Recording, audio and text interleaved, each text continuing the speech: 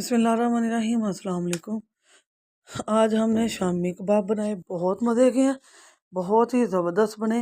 रमज़ान से पहले इसे बनाकर महफूज कर लें, बहुत आसानी होगी रमज़ान में आपके लिए और बहुत सिंपल तरीके से बनाए।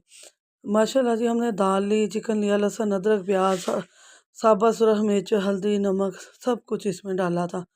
प्याज और सब्ज़ मिर्चें नहीं डाली, वो चॉप करके डालेंगे उसमें। और बहुत ज़बरदस्त हमारा बैटर बन गया। ये देखें, हमने इसे स्टीम करके निकाल लिया। चिकन लैदा कर लिया, दाल लैदा कर लिए, दोनों को लैदा मैश करेंगे, या चॉप कर लेंगे या कूट लेंगे हाथों से।